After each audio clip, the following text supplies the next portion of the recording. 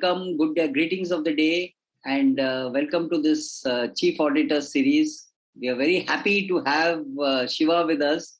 This is a series that we have started, and this is the 4th episode.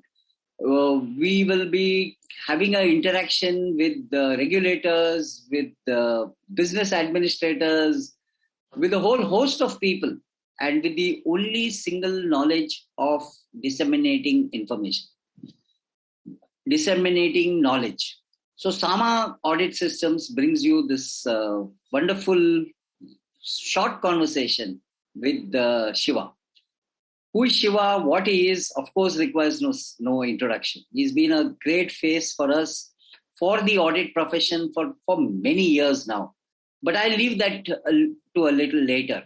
And just welcome both Shiva and Dipji to this beautiful evening that we have. I'm Satish Shenoy. I'm the co-host for this evening, and I'm very, very happy and delighted to be part of this web series called the Chief Auditor series. Dipji, would you like to say a couple of words? Yeah, Satish, thank you very much. A warm welcome to Sivaram, and really nice to conceive along with Satish. Both of us, we conceived this series because both of us are very passionate about dissemination of knowledge to students and the internal audit fraternity at large. And we said, what better thing than to speak to the chief audit executives, educators, to people who are at the helm of affairs on internal audit, and then people can pick up cue from there and they learn a lot. So I think Sivaram is such a passionate person. You're going to introduce him, a prolific writer, speaker, and a passionate internal auditor. So let me just very briefly introduce Shivaraman to all of us so that it's on record. But otherwise, I guess the entire Indian profession knows who Shivaraman is. Shivaraman is currently working as the Chief Audit Executive at Titan Company Limited, which is a flagship company of the Tata Group. He has over 28 years of experience in internal auditing.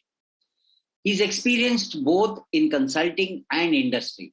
He has worked across the wide spectrum of corporates covering MNCs, that is both American, European, Asian, Indian conglomerates, listed companies, as well as promoter-driven organizations. So that just tells us that his experience is vast. His industry domain experience ranges from infrastructure, manufacturing, aviation, telecom, to consumer durables, FMCG, retail, hospitality, and there are a few more. I don't know which sector he has left. So if while he's speaking, probably I'll see which sector he has left and ask him a question about that. His work domain encompasses several aspects such as audit, compliance, SOX, ERM, COSO 2013, ethics committee, whistleblowing programs, and many more.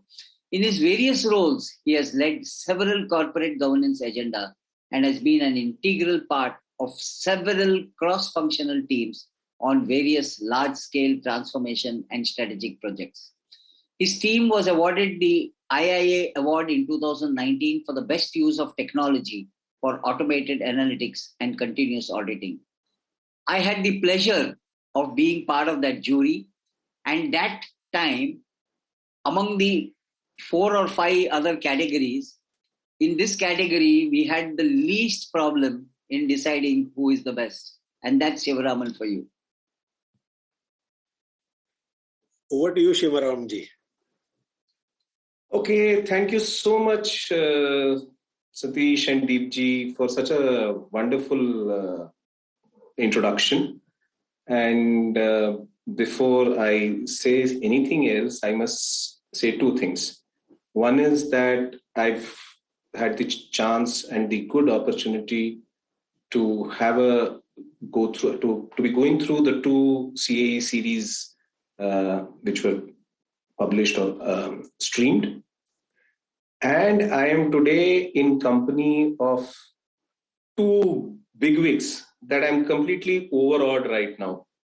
So please, everyone, cut some slack if I flounder during the course of my session. Should I be starting with my presentation now? Yes. Please. So Shiv, you'll take about 20-25 minutes for the part, and then we'll have a couple of questions, depending on, we'll take about 45 minutes as the benchmark. And I'm sure you'll make it very interesting. So, great. Okay. Good. We are all ears. Yeah. Okay. Now we're going to talk about... One second. Technology sometimes fails. Okay. Just a second. Give me a second, please. I'm sorry.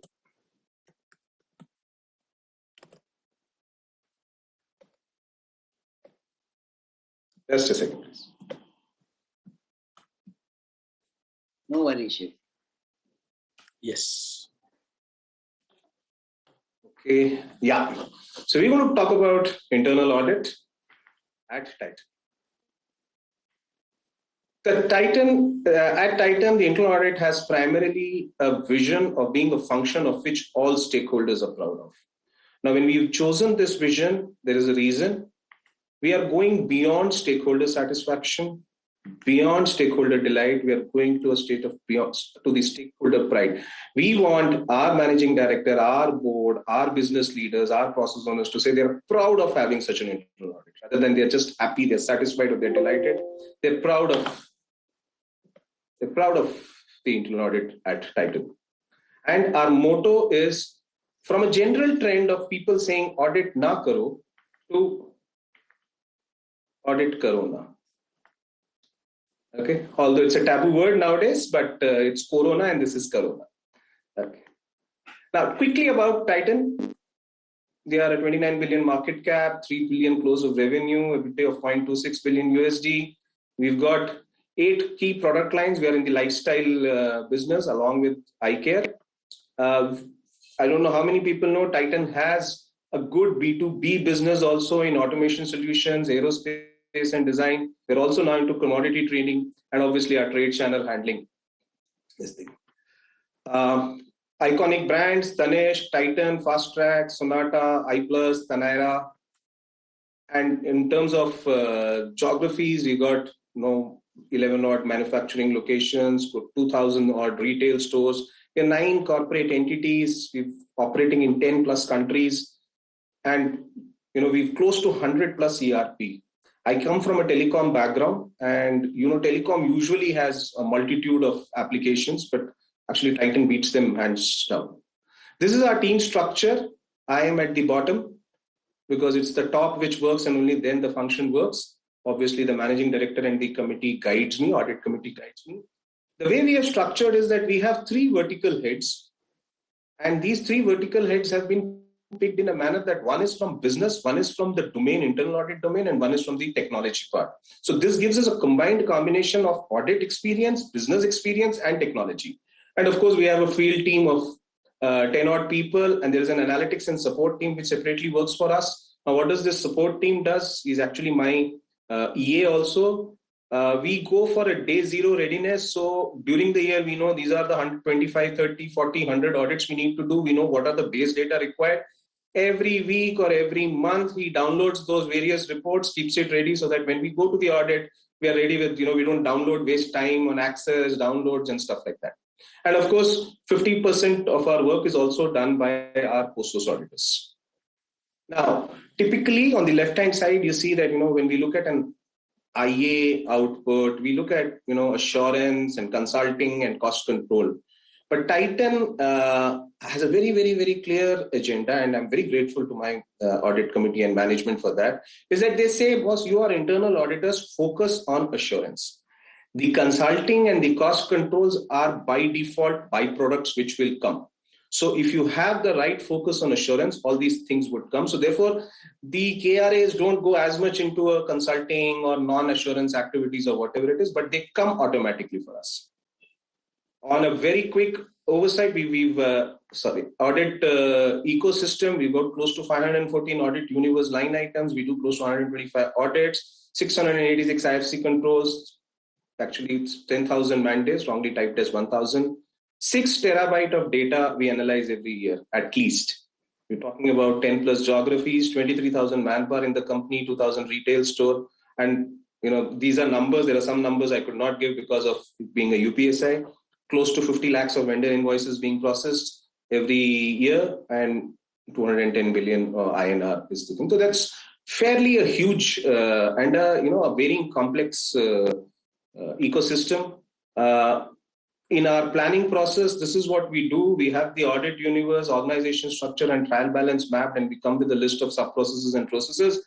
We do a profiling which is based on CEO, CXO meetings, our fraud risk assessment, emerging IA focus, the risk management meeting, materiality, vintage of audit, previous audit observations, all put together, profiles each line item, and then we prioritize basis high residual risk, fraud risks, new initiatives, so on. And then we convert into logical audit buckets. For instance, if I'm looking at a franchisee appointment, I would like to do this for all the businesses and or a visual merchandise procurement, so that it helps me to give a view across the thing. And obviously we come to a final audit plan. And this is what we do: typical substantive testing, process walkthroughs, documents reviews. But what we look for, the center is actually the most important. We actually, the first thing that the internal audit team does when it starts an audit and has the opening meeting is understanding what are the KPIs or the KRAs for the process. For instance, we recently did a eyewear logistics audit. And, the first date was very clear. Our targets were to make the product available to the customer in 3 days after he comes and selects a frame and says, this is my lens specification. In 2 to 3 days, that product needs to go to the customer. Cost reduction was not a focus. Cost optimization was not a focus. Therefore, it helped us. And rather than chasing, rates or optimization or whatever it is, focusing on how effective my processes are to ensure that the KPI of 2 days delivery to the customer doorstep happens. Obviously, cost impact, revenue, reputation, customer and compliance impact are part. So end of the day, we achieve assurance, control enhancements, IT interventions, and SOP policy. Typically, this is how we present. We have the universe line items. We cover them into the impact and likelihood, what we do, how we do a company level or a nature level split. And this is what goes to the audit committee. And this is how we give a transition. If you look at it, what we did in 2021 in jewelry procurement, the dark dots are how many audits we did and how we are progressing on 21-22. This gives a very clear picture of how many we did last time, how many we are going to do this time, across the businesses, across the various functions and activities. We use Laser as an audit, LARS as an audit reporting. Our workflow is completely digitized. Everything happens through the LARS system. There are auto escalations. The repositories are all at one place. The risk control matrices are all at one place, digitized. There are hardly any Excel-based repositories which are there.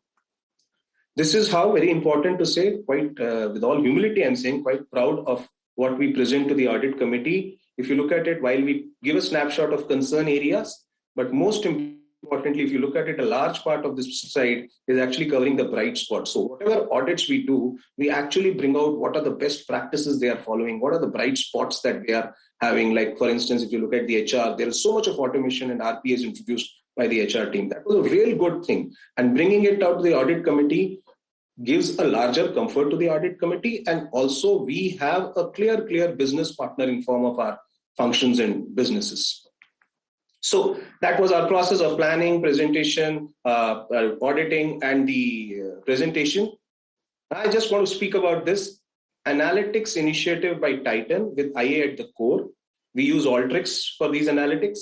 And this is a video running, if I'm not wrong.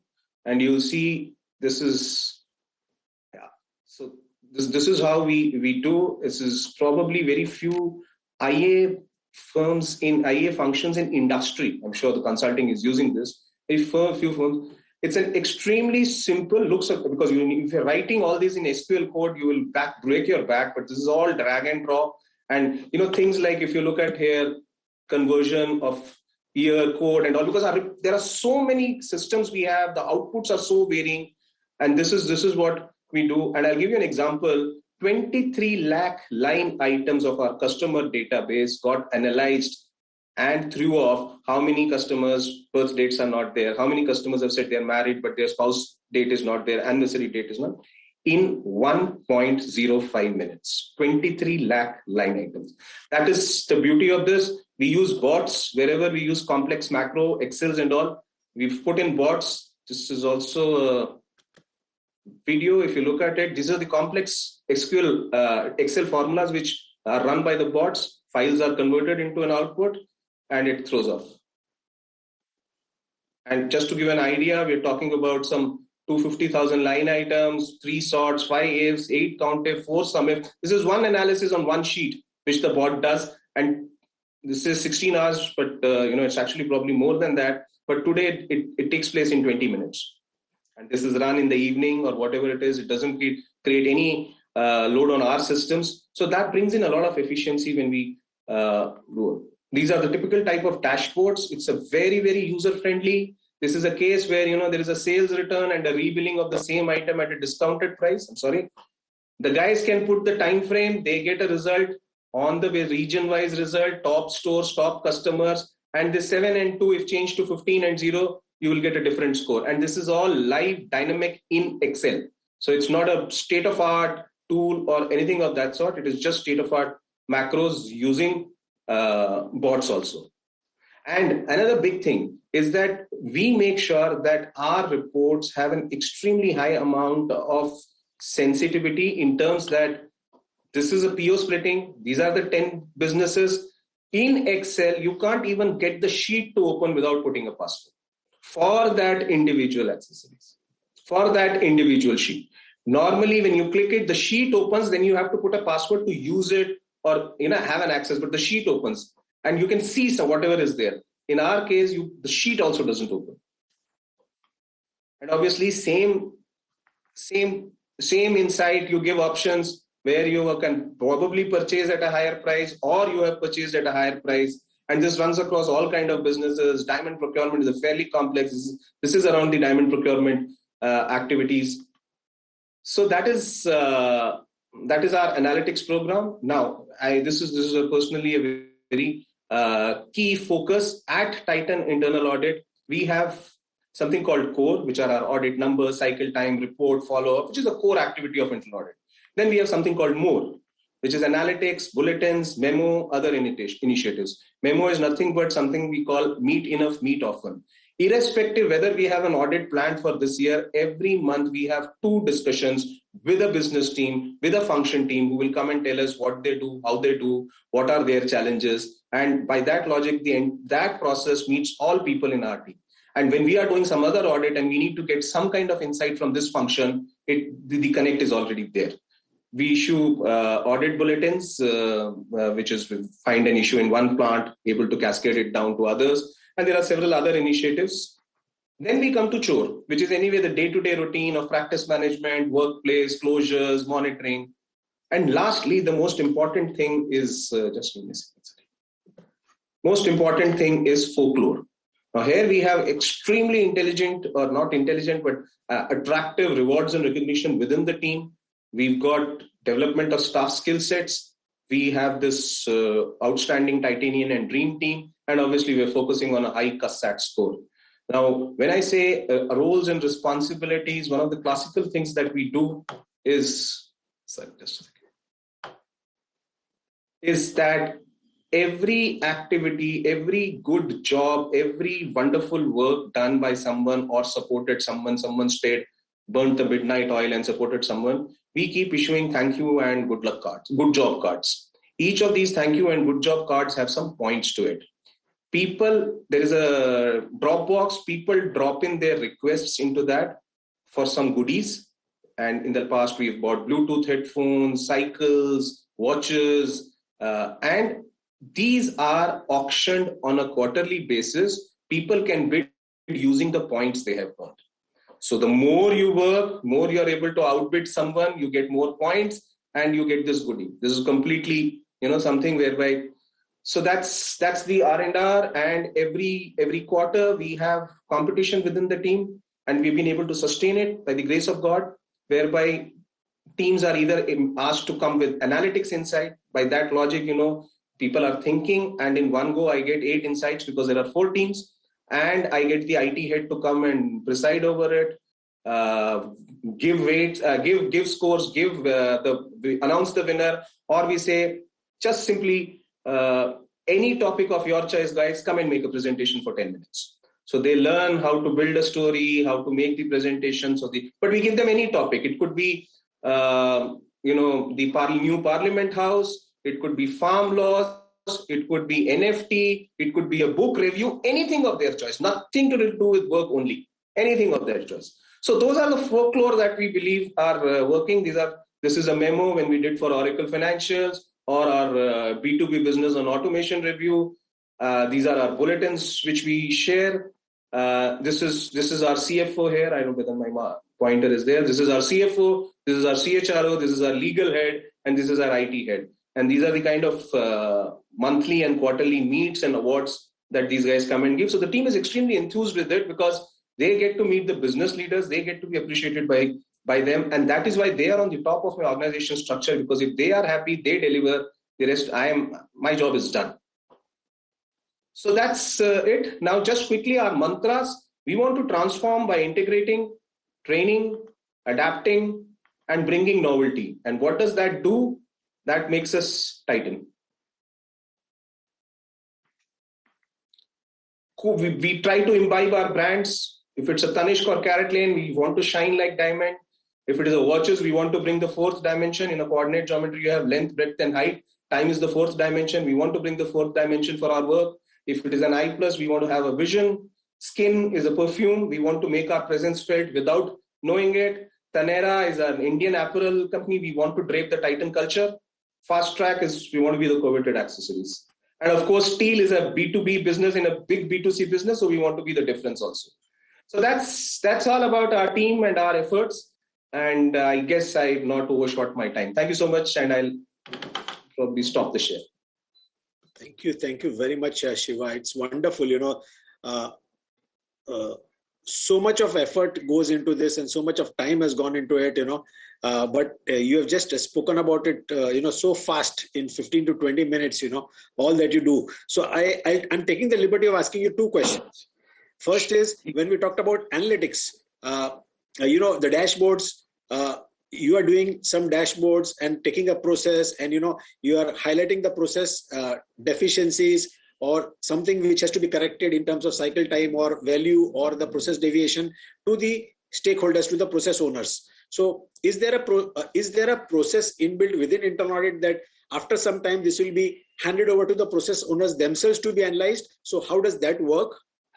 Yeah, please go ahead. Sorry. And the second question is, you said more that process owners come in and talk to your people, and your people come in and they talk about any subject under the sun, which brings out the creative side, and it brings about team spirit and it brings about a lot of innovation, creativity to internal audit. So when you have got so many locations and so much work across the country and people are traveling other than COVID, then how do you manage to keep the team together when the process owners walk in with just 10 people there? How do all of them get to attend these meetings, meet the heads, or, share the folklore? Because it's so difficult for everybody to do that when everybody is out in the field, doing audit from various locations. So these are the two questions. So let me answer your first question.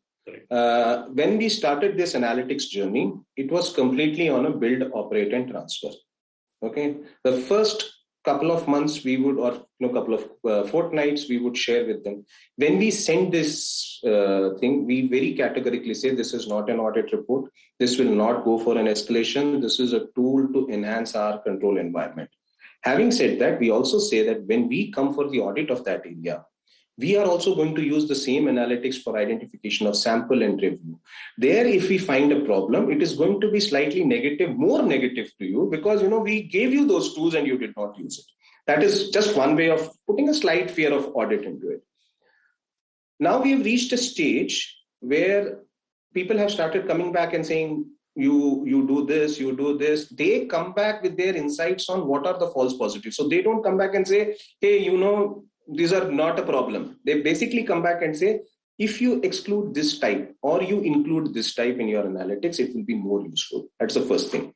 Second thing, which is, probably a bit of pleasant surprise for us is, now they have started saying, this is what I want. Okay. You please develop it to me. And so it is not build, operate, and transfer. It is just build and transfer.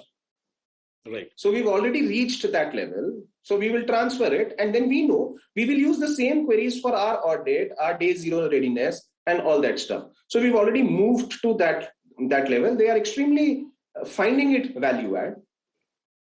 Okay.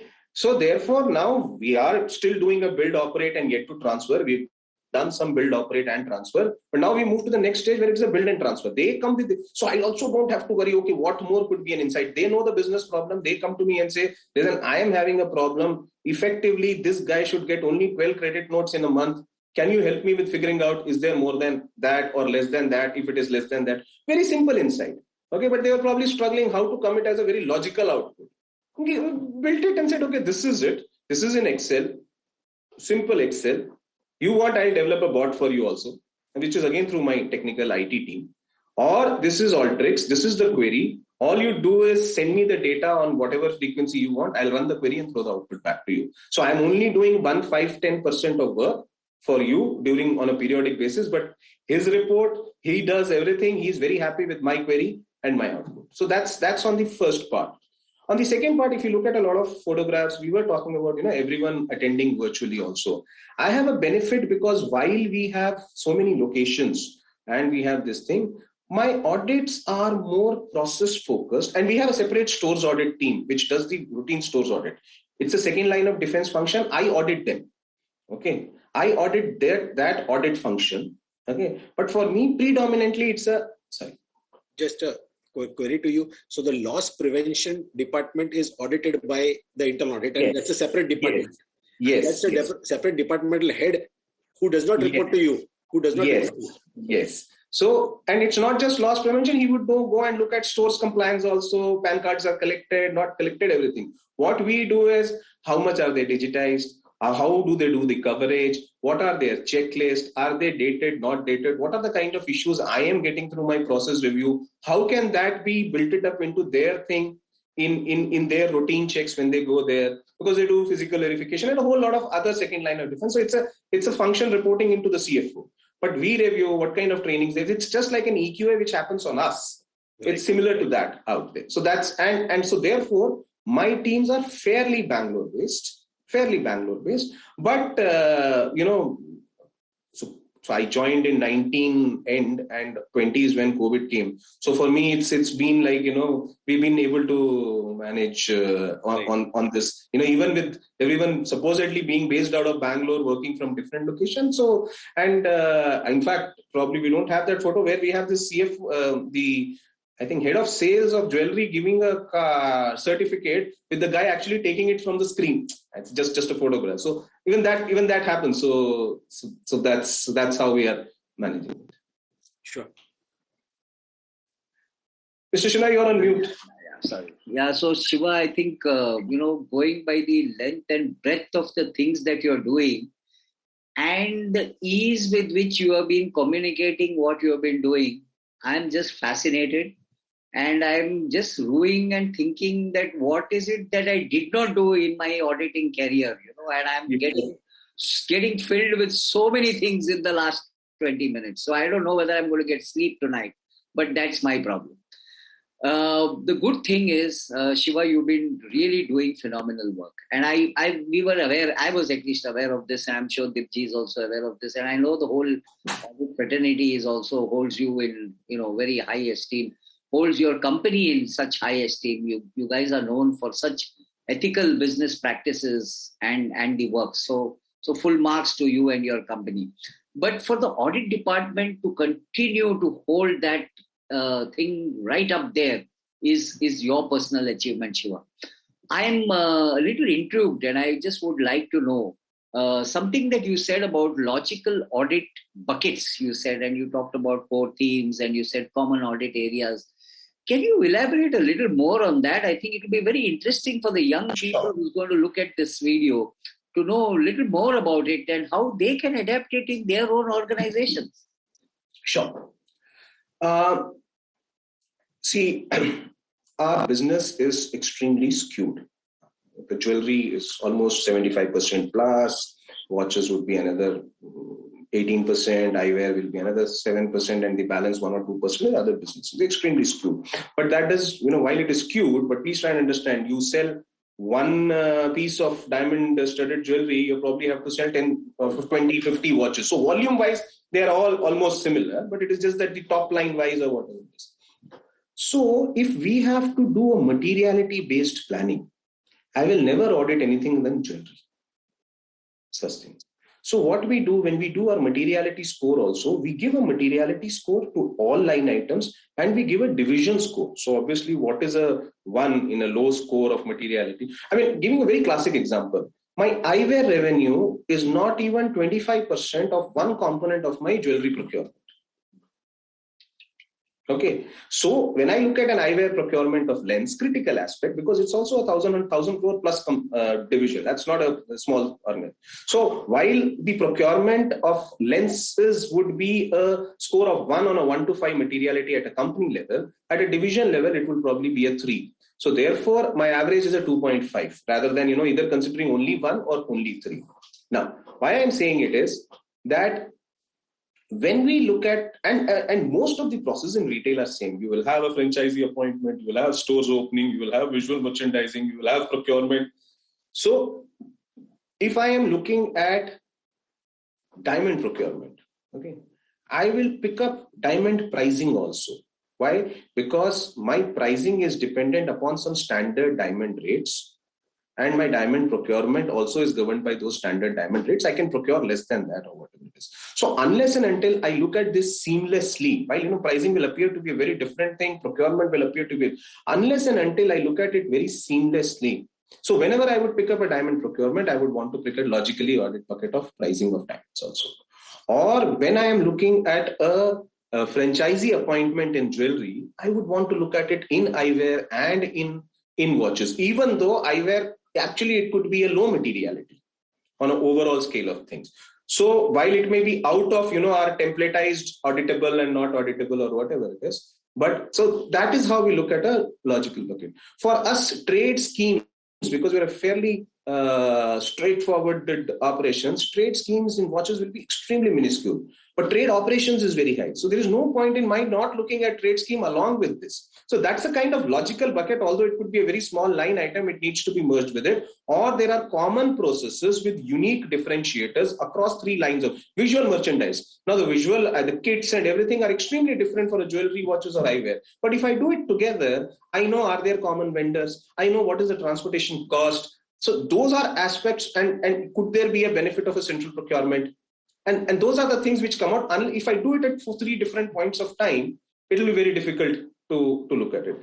We have functionality controls as line item. We've got 1,100 plus applications, we have functionality control. It doesn't make any sense in looking at a inventory management module or my Symphony, which throws off our projected forecast and demands at a different point of time, and looking at my entire bought out procurements at a different point of time, or my inventory management overall at a different point of time. So that is the kind of logical buckets I was talking about. Right. Shiva, coming to reporting, reporting is very critical to young professionals as well as the internal departments, because how you report really matters a lot on how you can get it implemented and how you can present to your stakeholders like the CEO, CFO and the audit committee. So you talked about storytelling, and also the presentation which you made was quite visual with all dashboards. Such a complex thing that you do in just 7 or 8 slides. You have presented it to us as if it seamlessly, just like a song. So how is your reporting? Can you just dwell on that for the internal fraternity, reporting to the stakeholders, reporting to audit committee, and how you ensure storytelling into your reports and how you use pictures or dashboards into your reporting so that it becomes really useful to management? So do you do a 1-page report or a single dashboard, or do you do a bigger report and then make it concise? So how does the reporting work in Titan Industries? Because you have a wonderful company and how a wonderful function. So how does it work?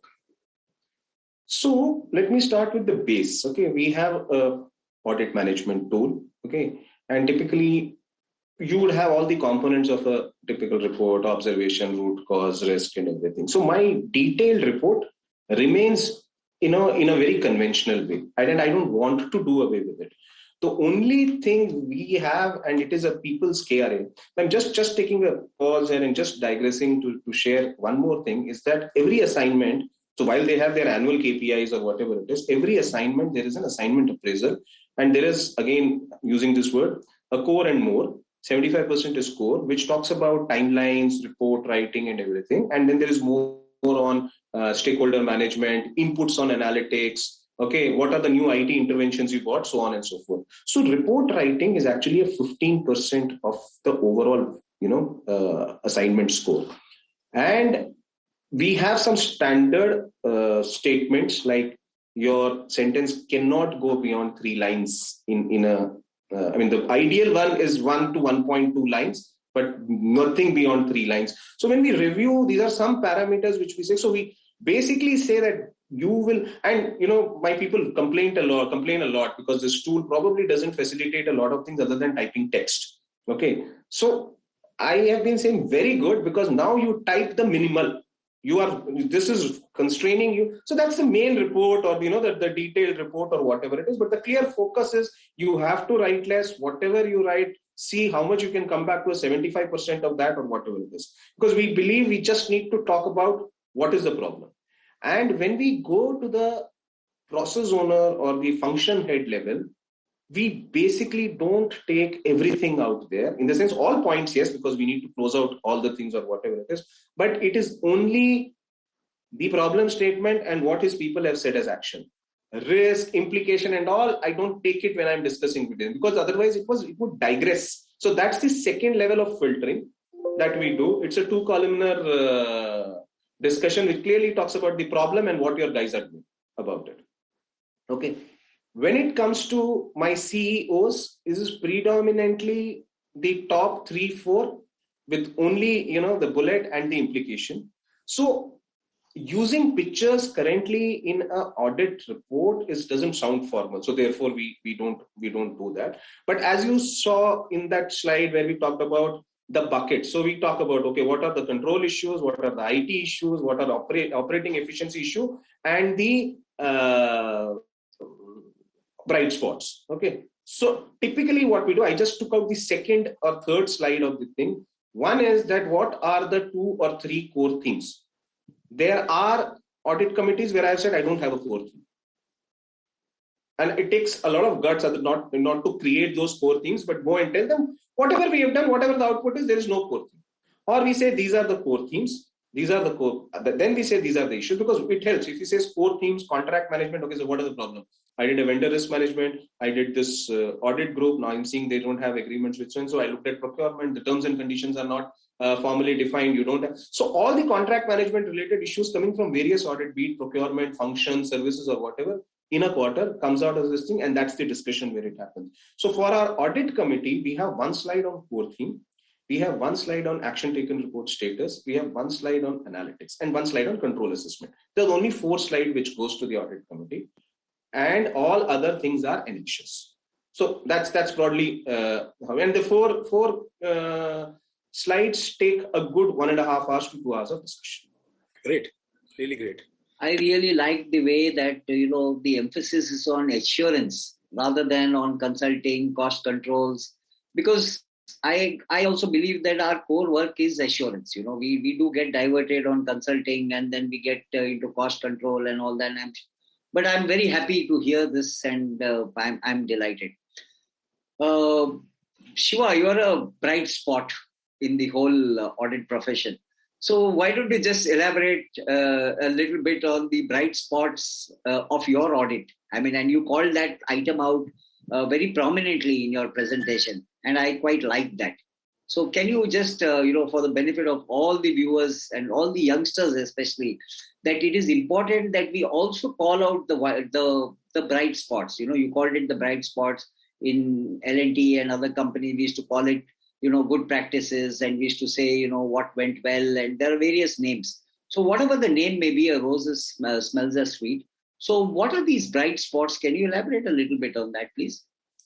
So the way I think, before Shiva says that, for 15 to 20 years, I've debated with a lot of chief audit executives whether you should have a bright spot or, appraise the management about the good things or, excellent things which are happening in the processes across the company. I personally believe that one should, as an auditor, present it. But can the bright spots be used for benchmarking within the company, or they are just bright spots which are presented and they may not have some benchmarking value also, but still we are presenting it? So you can just add to what Satish has asked, and my question, and then take it up, please. So, as I said, the first thing that we check upon is what are the department's KPIs and KRs. Okay. And then whenever we are evaluating the problems, we also evaluate if he's meeting those KPIs, meeting those KRAs. In fact, it's not just the functions, individual peoples. We don't take the exact numbers. Okay, someone says, I need to ensure 95% accuracy and 80% efficiency in accounts payable or whatever. We don't even get into what percentage you want. We will only talk about, okay, what is that? Is it accuracy? Is it timeliness? Is it OTIF or whatever it is? So when we evaluate these processes, we actually the team has to come back and say, if I don't have an observation in this, okay, what are the reasons for that? And that becomes our first funnel for the bright spots. Every team has to, I say that, as an organization, we are doing so well. Okay, so I cannot believe that we will not have bright spots. So therefore, guys, and just jumping the gun, Deepji, when we proposed this in our company also, there was a fair amount of anxiety, skepticism within our team. Rightly so, I would say.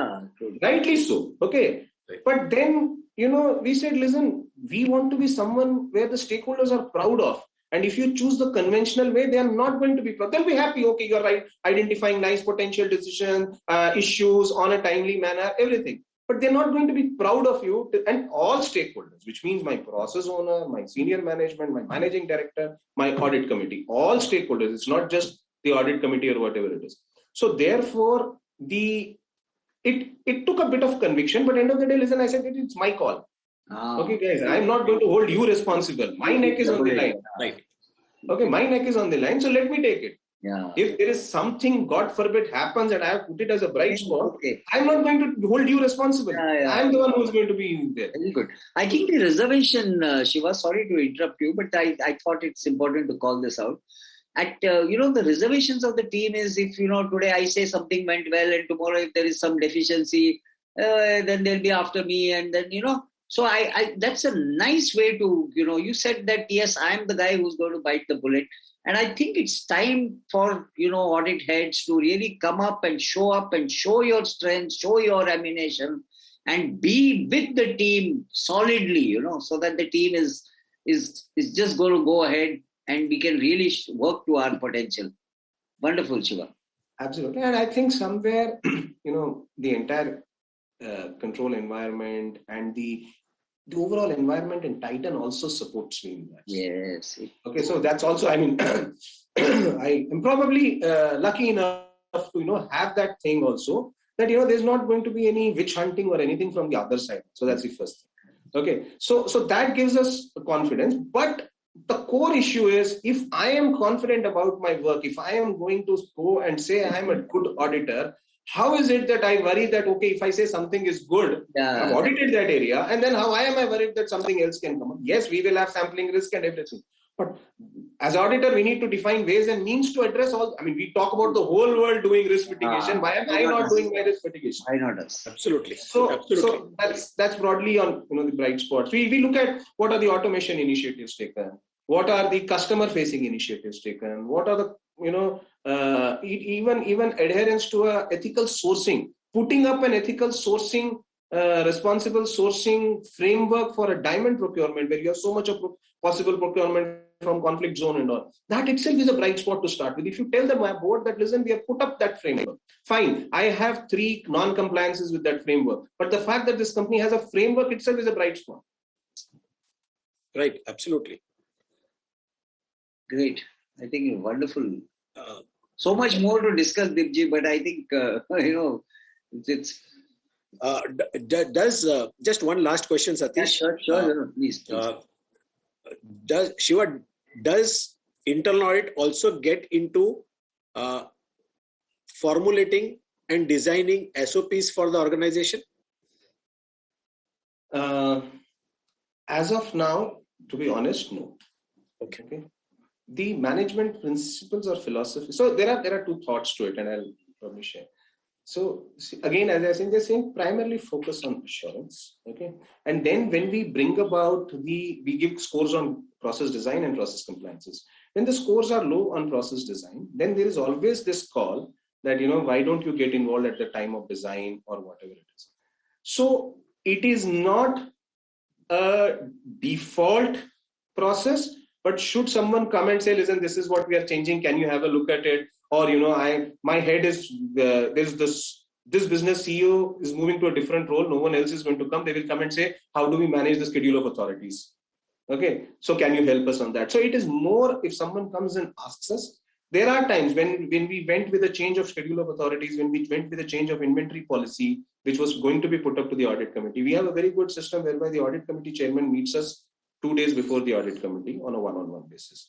So they ask this question, have you gone through these changes? Sometimes I would say yes, sometimes I would not be there. So he'll say, then he would instruct, why don't you ask it? So twice or thrice that intimation goes, then they know, okay, these kind of changes, they would expect. So two things. One, they probably believe, yes, we will add value or we'll give them an additional assurance. And secondly, once the business also sees that the board is asking, they would also not want to end up in a scenario in the board meeting, the question is being asked, have internal auditors seen it? So therefore it's a cumulative, but is there a mandate that there will be a sign off from the internal audit on the 5 people who signed the SOP? Right. I think, Satish, I think, Shiva, that's been a wonderful conversation with you. There's so many questions and so many things, we can just sit across and spend days together talking, because I think all 3 of us are from internal audit profession. So, but I think we have to call it a day now. So there's so much in the presentation. I'd just like to say the focus, as you rightly said, was assurance. And then you have put it together a small team doing such a lot of work. Such a big company, such a wonderful company with so many divisions, and almost $2.6 billion revenue, which you pointed out, $3 billion revenue, and there's such a lot of things to be done in the company. So it's only a competent chief audit executive like you who can achieve all this. So there are few of such CAs. I can really say that there are few CAs like you around in the world who can manage such a lot of things with such a small team. So dashboards, analytics, getting into designing. Formally there may not be a mandate, but getting into reviewing your SOPs, working with process owners. I think what has come out very clearly is your empathy with your process owners. There's the one thing which I can pick out from this entire presentation. You have built a lot of empathy for you and your team along with the process owners, because you're trying to work as one with the process owners in the company, and that is bringing out the results, for the internal audit team. So this video, I'm sure, will be a must watch for all the young professionals and for all the internal audit fraternity. So with that, big thank you to you, Shiva. All the very best, and thank you very much. So I think, Dipji, you must find out how Sama can send him a thank you card. Yes. And also a good job card. I think so that they can broaden their processes and also help give opportunity to external people. To send them thank you cards and good job cards. Actually, that's a nice point you put, Sadishji, because in this entire team, I'm the only one who doesn't get it. So yeah, I could make that out, and therefore I said what I said. But yeah, you could broaden your process to get some external, outside-in look as well. So absolutely. So thank you very much. Thanks a lot, Shiva. It's a pleasure. Thanks for the time, Shiva. Thank you. We'll interact more often. And thank you very much. It was fantastic, 45 minutes. I don't know how just the time flew. I had a couple of more questions, but I guess we'll leave it for some other time. Thank you. Sir, thank you.